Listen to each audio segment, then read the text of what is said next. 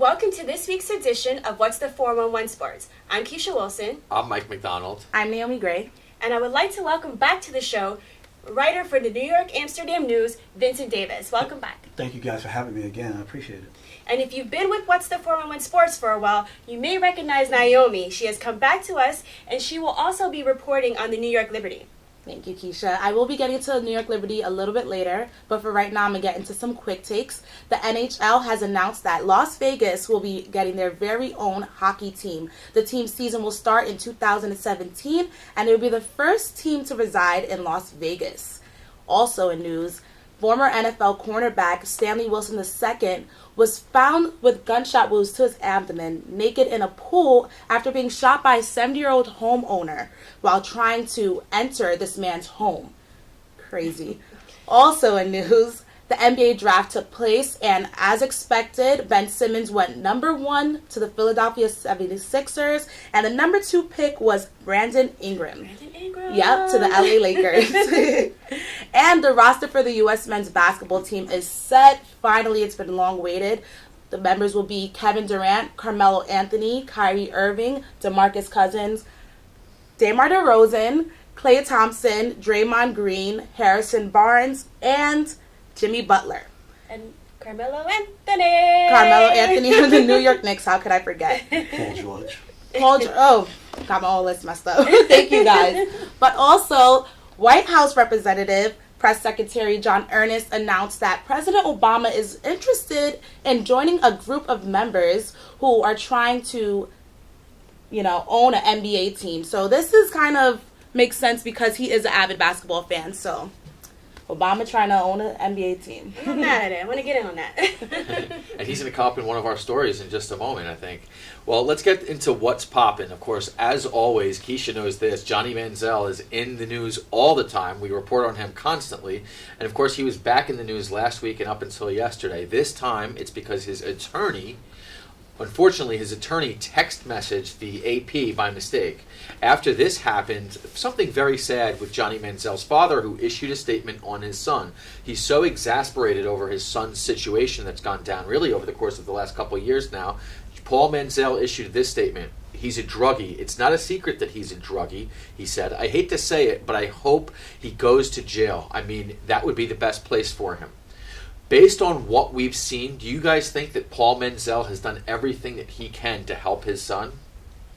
I mean, I think it sounds like he has. I don't know, as a parent of an adult child, what he can do legally to force Johnny to get help. Paul Manziel said that he had Johnny in rehab, but Johnny escaped and the doctors let him. And I don't know, I'm not familiar with how rehab facilities work, but I don't know if there's any rehab facility where doctors can forcibly, keep somebody from leaving. So I really feel for the Manziel family, because this is really, really tough, and it's hard to watch your loved one go down in flames. And that's when you have a parent wishing jail time on their child, it gets, it's pretty in a desperate state. Yeah, it's definitely a cry for help. I feel like, but there's so much you can do with somebody like Johnny Manziel at this age, with the money that he has, and the fame that he has. It's kind of hard for his father to gain as much control as he wants for him. So that's why he's doing these kind of acts, as accidentally texting the AP. Because, to be honest, how do you accidentally text somebody that information? It could be true, could not be true, but I feel like he has done all he can do, but right now it's probably he's gonna have to take a step back, because it's obviously not working. Johnny Manziel's posting Instagram videos of being in paradise right now, so obviously his father's steps are not helping him at all right now.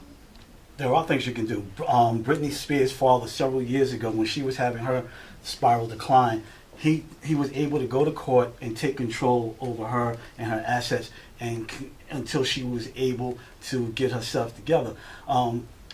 And this might be one of the things, but you also have to understand the type of dynamics in the family relationship between the father and the son and the rest of the family. That's an issue also. But this attorney, I think it was something that was intentionally done. I don't think it was an accident. I think they wanted it. Maybe it's an attempt to try to get him under control. So they just used that as an excuse, that they sent the information about his drug use and stuff to an AP reporter. Yeah, I think for Johnny Manziel, the worst is yet to come. Things just keep getting worse and worse for this guy, and the fact that he's got this drug problem, I think that it's cocaine. I think it hasn't come out specifically that he's got the cocaine problem, but we can all sort of figure that's probably what the situation is. I mean, that's some of the reading that I've done, is that he's got a severe cocaine problem, and he doesn't want the help. And for someone in his early 20s to mid 20s, it's really hard to tell an addict that they're an addict. He probably doesn't even think that he is one. And for all we know, that this is just going to continue to spiral out of control. I don't think that Johnny Football is going to ever wind up back on the football field if he continues like this. And he just needs to clean himself up, no pun intended. I mean, he really needs to get sober. There's no question about it. He's just living this reckless life. And the worst part about it is, I'll finish with this, is that the people that are the ones that are really close to him, they're just using him. Whether it's the men and women that he's surrounding himself, they're using him for his drugs and his money and his fame. A drug addict has no problems as long as they have money. Right. There was a famous comedian who said that he called the Betty Ford Clinic to ask them how much would it cost to get off drugs. They said $13,000. She said he had a lot of money, so he didn't have a problem. The problem is when you no longer have the money. Right. And we don't know how big his bank account is, because he also has his own money, and then there's family money. So whatever family money there is, I'm sure his father can exercise some control. So, and I don't think his NFL contract was that big where he could just have endless years of not working and spending all his money. He got about $26 million, I think, upon signing. Oh, and okay. And if I'm not mistaken, that's all guaranteed for the first 3 years of an entry-level contract. Oh, there goes my theory. Well, we wish the best for the Manziel family. We are going to stay in Cleveland, but move on and talk about another colorful character. Some may say a wayward child in the Cleveland Cavaliers shooting guard, J.R. Smith. J.R. Smith was walking around shirtless for approximately 3 days after giving an emotional post-game press conference after the Cavs won the finals. His shirtless activity prompted a phone call from the one and only President Obama to Cleveland Cavaliers head coach Tyronn Lue, where he said, I quote, "Tell JR and everybody to put a shirt on. You can't be just walking around with a shirt for like a whole week," end quote. Are we making too much of JR going shirtless? I love it. I think it was something great that he was doing. I mean, it definitely showed how excited he was about winning the, championship as well. And for the ladies, I'm pretty sure, nice and easy on our eyes, so I can't complain. And also what's funny is now I'm seeing that people are selling shirts with his tattooed body. So it's hilarious. I think it was like a great marketing scheme. Totally good.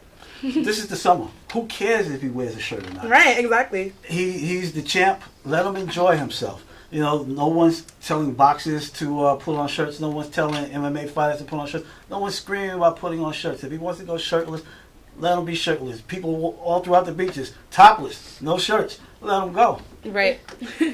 Yeah, I'm jealous myself. I'm a pale ginger, so it's kind of hard for me to, like, when I'm the kind of guy that I go into the pool with my shirt on, and when I go to the beach, I'm self-conscious about taking my shirt off. So, no, I think J.R. Smith, he's just having some fun. He won a championship, he earned it, and this is a fun time this is the first championship in years and years and years for Cleveland, so he deserves the right to go ahead and celebrate. And I think Obama is right. After a whole week, though, then you got to put the shirt back on. But Obama has other things to do. He needs to focus on other than JR and not wearing a shirt. Do not come at POTUS. Let's not do that. Don't be disrespectful, Vincent. Don't be disrespectful. That's the POTUS right there. Put some respect on that name. Drop your mic. I think 3 days was enough. I guess I might be the little fuddy-duddy amongst the group, because I thought 3 days, come on. It's cool. I get it. You're celebrating. You probably don't want to ruin your Versace shirt with the bottles popping and the champagne. I don't know what champagne does to Versace and Gucci shirts, because I don't have anything like that remotely close in my closet. But at some point, you just got to put the shirt on. And it was just really nice to see him happy and excited, because he's had some bumps and bruises, some, most, all, his responsibility. But it's nice to see the fun-loving JR come back, because he had a little bit of shift in his personality in his life since he moved to Cleveland. So it was good to see him happy. Right, exactly. So while we're on the topic of champions, we need to go ahead and talk about Kyrie Irving. A video was going around on internet blogs about him celebrating with white females only. It's it's a ridiculous topic that we have to bring up, but the internet slammed him after, this video was released. Then he took to Instagram, posted a picture with 2 African-American females, one of them being his sister, and he wrote the caption, "All shades." So I kind of wonder, is the internet reacting too crazy to the situation? He was just on, it seemed like a boat party with his friends, and you've seen a lot of white females on that boat with him partying. Who cares? Yeah, no, I agree. It's ridiculous that people are going to... I mean, obviously, race is always going to be an issue in this country, no matter what, no question. The thing with Kyrie Irving is, look, I'm happy for the guy. He had a really roller coaster season. He was able to get things together, really made a nice push and helped Cleveland win a championship. People forget, though, I don't remember the name of the ex-girlfriend, but there were about 3 or 4 months ago, he had an incident where his girlfriend, he caught his girlfriend, I forget, crazy girl. Kalani. And she was cheating on him. Usually, when we find out infidelities with athletes, it's usually the other way around. It's usually the athlete or the celebrity cheating on the significant other. I'm happy for him, and I understand though that this is going to be an issue no matter what, whether it's a white person with a black person or the other way around. People are always going to speculate, and they're going to post stupid things on social media. I was actually thinking that. I was wondering, what if he posted, what if a video was circulating of him with a lot of African American females, and then the whole white population was saying, why aren't there no white people on that boat? How would, other people react to that? So I don't think it goes both ways in this situation. I think that people were being very harsh on him just because it was the fact that it was white females with an African American basketball player. And we see this a lot. We see a lot of white American females get, slammed because they're either dating athletes, this notion that they're taking African American men from African American women. So I think that they definitely need to be easier on Kyrie. That man was just celebrating. He didn't care who was around him. Everybody was just happy they even got invited to the boat. Shoot, I would have swam the ocean to get on that boat. So are Hispanics supposed to complain also? I don't think anybody should complain. It's really not that deep. It's just a party. But I think the issue was the idea that he said no black women were allowed on the boat. Did he say that? Allegedly. I think that's pushing it a little bit too far. That's what allegedly was said. I'm not saying Kyrie said it, but that when I read all the blogs and the gossip sites about it, he said that, no black women were allowed on the boat. So I think if people thought that was true, that it came from his mouth, I think that's where you got a lot of the ire from. Not necessarily that he had white women on the boat, because if you look at some of the women that he's been photographed with, they have been white or light-skinned black women or racially ambiguous-looking females. So I think it's a difference between that and saying you can't, excluding a group of women that look like you from your party. I think that's pushing a little bit, and that's kind of how the internet spirals things out of, proportion. I don't think that was the incident. I just think that people picked up one little negative thing and blew it out of proportion, as they always do. You have to check your sources, because last week on my Facebook page, someone sent me a post about Michael Jackson's father being dead. I'm not saying they're right. He's still alive. I'm just saying what was said out there. I'm just checked. saying what's said. I didn't say it was fact. I didn't say it came from Kyrie's mouth. I'm saying what's been out there and why some people are really upset about it. Yeah. I personally don't think it's a big deal. If he said, it's his boat, he can do what he wants. But, yeah. Moving on. So we're going to stay in basketball, and during draft night, the Oklahoma City Thunder sent Serge Ibaka to Orlando in exchange for Victor Oladipo, Ersan Ilyasova, and newly drafted Domantas Sabonis. Do you think that the move by OKC was a good one in order to keep Kevin Durant in OKC?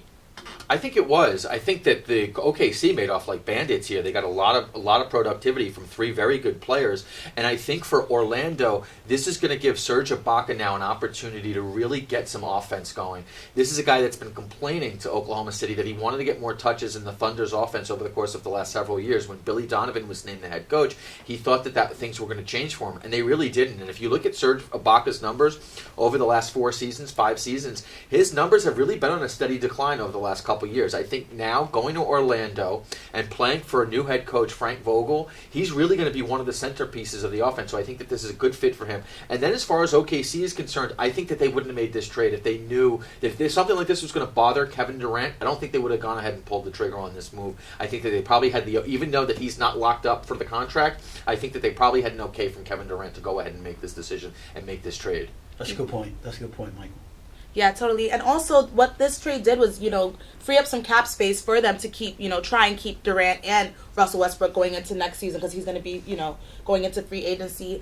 And also, this gives OKC the opportunity to have that, second guard with Oladipo. They need that security from a secondary guard player. Yeah, I don't think that the move puts OKC in a better or worse position than before, because I always thought that OKC was one of the top contenders, and I actually think it's really likely that he may stay. Although when I was reading and thinking about it further, I don't know if they're as strong as a contender as I thought, because of some of the quotes that Kevin Durant said, something about it's a basketball decision. He wants to have fun wherever he plays. He wants to get along with the people that he plays with. And so I would assume that if he's saying that, he's not there's something amiss in OKC to make him say that. So I think they're still a contender, maybe not as strong. I mean, you have the Warriors and the Spurs he's meeting with, and they have a proven pedigree. And so it's going to be really a challenge for OKC to package themselves in the face of, going against a Warriors team or a Spurs organization. But what you got to remember is the OKC was a Western Conference Finals team. Mm-hmm. All right. There's not that much they need to tweak. They may need to make some slight improvements, but they beat San Antonio and they beat Golden State. No, they lost to Golden State, excuse me, but they were close to beating Golden State. Should have beat them. Right. Yes. But then, I mean, it goes back to the, who he's surrounding himself with, and if he feels comfortable totally in OKC. I think Durant wants to meet with these other teams with San Antonio and Golden State, so he can figure out, maybe get an understanding of what's going on to help him out during the season next year. Absolutely. I think that this whole Durant situation is going to be very interesting to watch. But when we return, we'll be back with our New York sports report, so stay tuned. Welcome back to What's the 411 Sports. Mike, talk to us about the New York Knicks. Well, the Knicks made a big move last week, and of course they went ahead and made the trade for Derrick Rose. They introduced him at the Garden last week. Knicks fans seem to be pretty elated about the decision of bringing Rose in. But what do you guys think? Is this too little, too late? I thought the move was a high risk, high reward. And I say high risk only because of the salary. It's $20 million for 1 year. It's 1 year, but that could have been, a couple different pieces. And then with the injury, he's very injury prone. So you don't know on any given day what his availability is. So that's why I categorize the high risk. But the high reward is, look, the Knicks needed a upgrade from Jose Calderon at the point guard, and you have it with Derrick Rose. And if Derrick Rose can be some semblance of what he used to be, especially when he was the MVP in 2011, it's going to do nothing but great things for the Knicks. It's going to catapult them. I don't know, I wouldn't say contenders or anything, but they may actually make it to the playoffs. And then they still need to shore up a solid backup for him. But also, maybe the move will attract some bigger names to come to play in New York.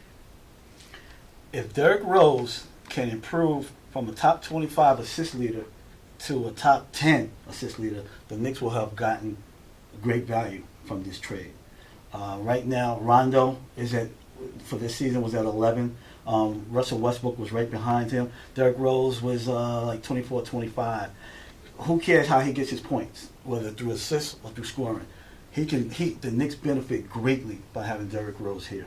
Absolutely. I don't think it's going to be like this major comeback by Derrick Rose, but I think it's going to be kind of a comeback because he knows there's a lot on the line. It's only a 1 year contract. He's going to try to work really hard to get something bigger in the future. And I think that he's going to have that type of, MJ number 45 comeback. And I hope he does.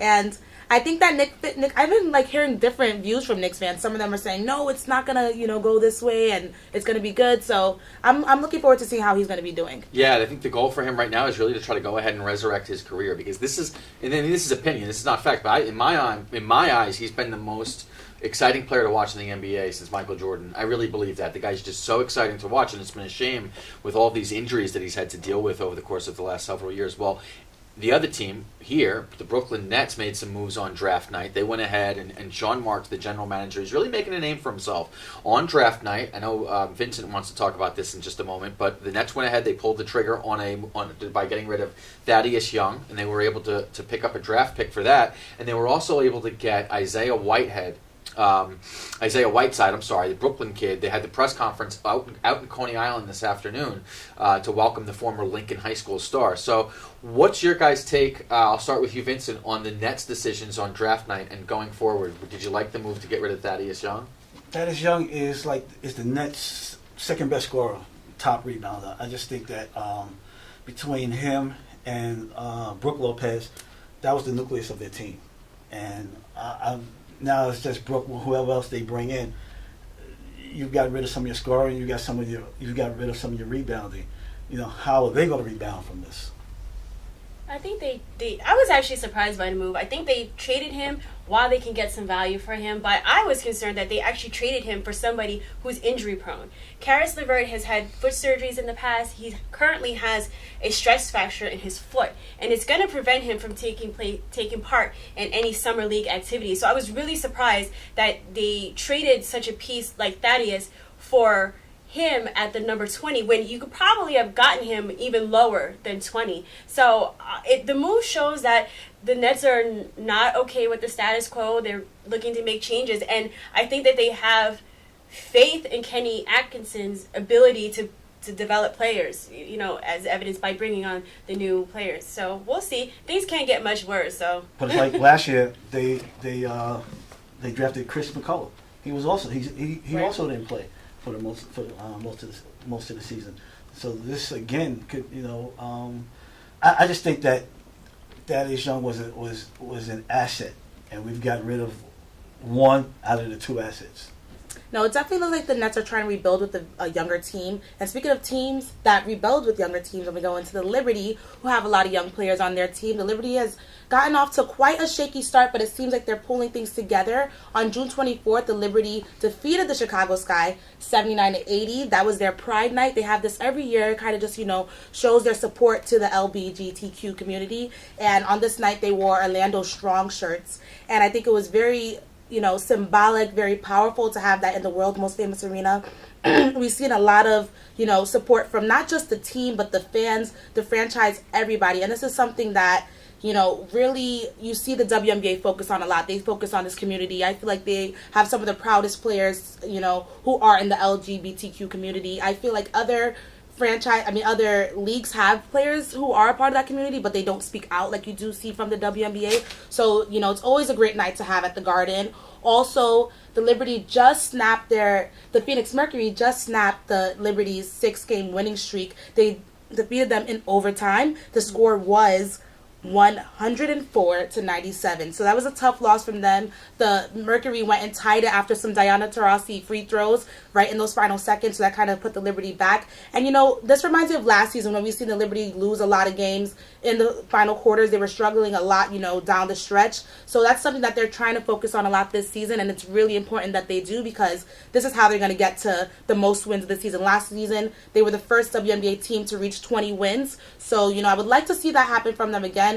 There was a lot of changes going on with their roster. They started the season without Swin Cash, then she, got back on the roster. They also started the season without Rebecca Allen, who was playing for them 2 games last season, but she injured her knee, so she had to take the season off. And then she also missed the first 12 games of this season because she was, practicing with the Australian women's team, trying to get on their Olympic team. So, it's a lot with these WNBA players. They have to figure out how to balance their time, when it also comes to money. So they have to focus on these national teams and these teams that are outside of the USA, because that's what brings them their money. But then they also, want to be in the WNBA because it is what it is. It's the 20th anniversary of this league, so it's a big, huge deal. So the Liberty right now is dealing with a lot. They do not have Epiphany Prince right now. She's still suspended or whatever the situation is. Not much talk is going on about that. But, they have some good young players. Amanda Zahuibi, she was the second pick of the draft last year in the first round. And they also have Kia Stokes, who's always doing an amazing job, crazy rebounder for the WNBA. They have Brittany Boyd. I always call her the girl version of Russell Westbrook for the team. Like, she's crazy amazing, as a guard. So There's a lot. Tina Charles is always doing amazing. She was just named Eastern Conference Player of the Week for the 3rd time this season. She's leading the WNBA in scoring right now, 22 points per game. The Liberty has so much potential. They have some of the best players in the league. So in order for them to be successful this season, they need to keep that chemistry going. Where do you think they'll fall in the conference by the end of the year? Man, it's so tough to answer this. They have this whole month off. Not this whole month, but in August they have that whole month off due to the Olympics. So I feel like the Liberty, like I mentioned earlier, they have issues with chemistry. So I'm wondering if while Tina is gone, if the team can still have that chemistry when they get back. Because that's what it all matters down to the end of the season. Because right now the format's changed now. You know, it's not about who's first or second in the Eastern Conference, Western Conference. It all has to do with how many wins you receive this season to get to the playoffs and get to the end of the postseason. Welcome back to What's the 411 Sports. As you know, every week we put people who are misbehaving either on the bench or in that doghouse. So for the past few weeks, you've gotten my takes on who should be in the doghouse or on the bench. But this week, I pass the honors to Mike. Mike, who are you putting in the doghouse? This week, I am putting Tavares Jackson, the backup quarterback and free agent, former quarterback with the Vikings and Seattle Seahawks. Tavares Jackson's going into the doghouse. He was arrested last week after authorities said that he pointed a loaded gun at his wife, and he said that he was going to kill her. She said to him that I hope you have better accuracy with that gun than you have on that football field. So she was not playing around herself, but I'm putting him on the bench. What's your guys' take on Tavares Jackson's incident last week? He's completely out of line. Completely out of line. I'm like so annoyed and irritated about hearing these stories about these players with these opportunities just doing stupid things like this to, just not only does it diminish their character, but it just says who they are behind closed doors. It says that, there's so much more to athletes than just this facade that's put onto them. Everybody sees the athletes as heroes, and they just go ahead and keep showing their true colors, which is good because it brings awareness to us. But it's just like, what are you thinking? You have these opportunities. Why are you not trying to be a better person? And people who do things like this, it shows that they have this history. Like, it's not just one day you wake up, you're like, I'm gonna go point a gun at my wife. What has he been doing in the past? It's scary. It's completely out of line. We would like to acknowledge the passing of Pat Summitt, former University of Tennessee women's head basketball coach. One of the greatest coaches of our time. First coach ever to reach 1,000 wins. She had a 841 winning percentage. She's won 1,098 games, only lost 208. She's never had a losing season. She's won 8 NCAA championships, 16 SEC championships. She was the 8-time SEC Coach of the Year and 7-time NCAA Coach of the Year. She's one of the greatest coaches in the history of basketball. We also lost Buddy Ryan, father of Rex Ryan and Rob Ryan. Buddy Ryan was a man's coach. All players loved him. He too will be missed. Well, everyone, it's about that time, the unfortunate part of the show where we have to say goodbye to all of our friends. But don't worry, you can keep up with us until we meet next week by friending us on Facebook, following us on Twitter and Instagram, and subscribing to our YouTube channel, all at 411 Sports TV. I'm Keisha Wilson. I'm Mike McDonald. I'm Naomi Grey. And thank you, Vincent Davis, for hanging out with us. Thank you again for having me. I appreciate it. I enjoyed myself. Right. So thank you all for joining us, and we look forward to seeing you next week.